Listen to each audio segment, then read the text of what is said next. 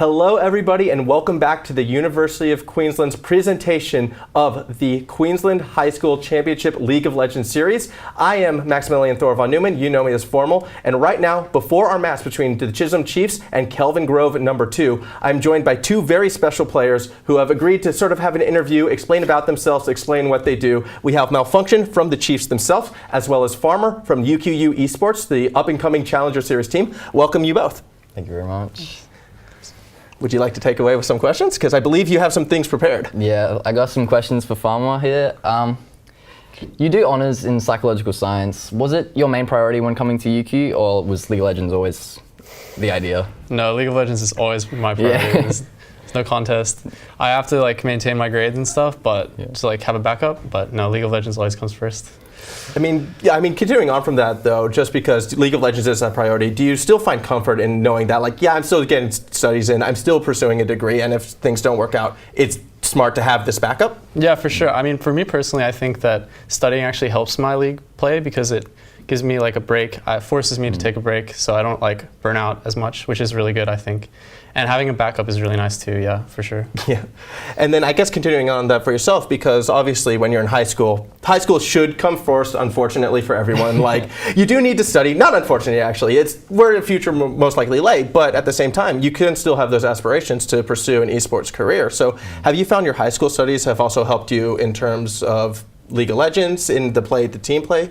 Yeah, definitely.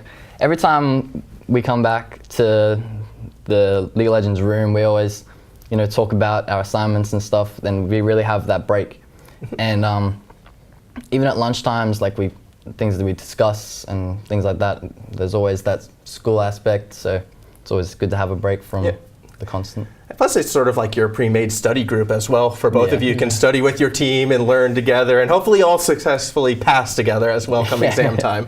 Definitely.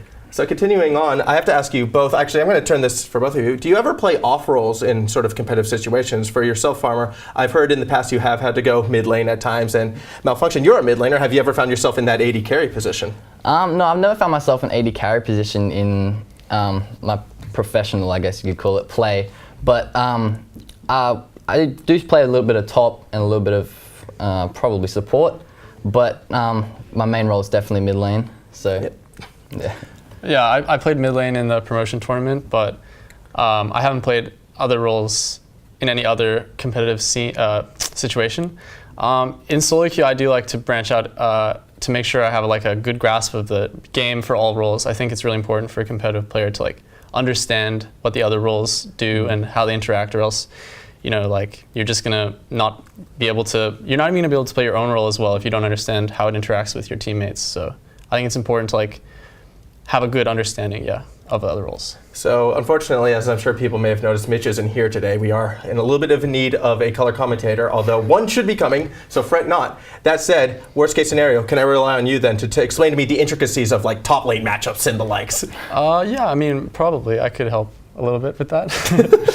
All right, Urgot versus Aatrox, who wins? Are you testing me right now? I am. This patch or next patch? This patch. Let's go this patch. Depends on if you asked my top laner, he'd probably say Urgot, but I'm an Aatrox player, so I like Aatrox more actually. Malfunction, do you have anything to add to that? I'd probably say Urgot just because he can shut down any fight with his ulti. So okay. Fair enough. So would you like to continue on with some of your own questions then?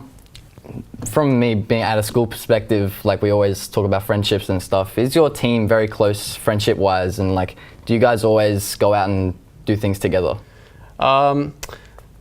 Some of my teams in the past have been. My current one, a lot of our players are, the teams have recently formed, so we haven't really had that bonding time yet. And also, some of our players are not in Queensland, which makes it a little bit hard to do bonding exercises. Yeah. But when we picked this team, it was really important that we picked players that would work well together, and they didn't have personality problems that would get in the way. So I think we all are pretty close already, so that's nice. Yeah, that's good. So I guess that study group joke that I mentioned before can be a bit more grounded in reality if you're all able to get along. Yeah, definitely. Yeah.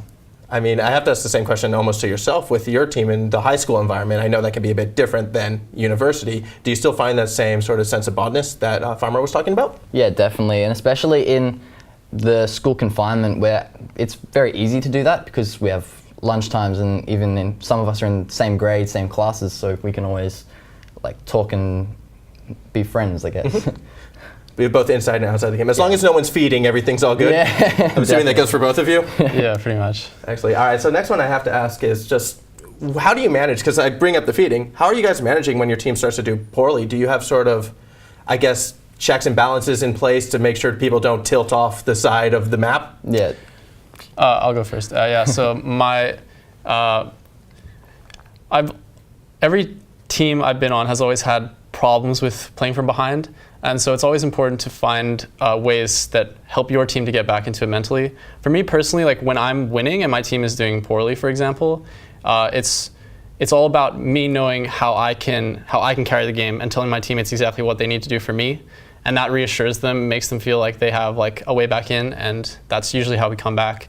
That's why it's important for every player to like understand how they're supposed to win, how their character is supposed to carry, and if I'm in that situation, I always try to like know what that is, what that path is to win. Mm.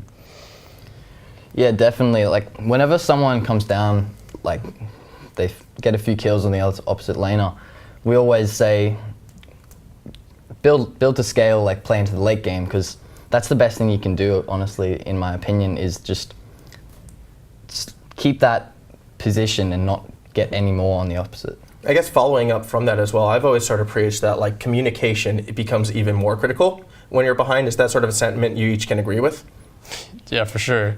I like to be the voice that's like reassuring my team, like, yeah, we're still in this, we have good scaling, or like calming some players down. Some players, when they fall behind, start to get really desperate, but I don't try to be desperate. I try to make sure that like we identify how patient we need to be and talk through it slowly, I guess, yeah.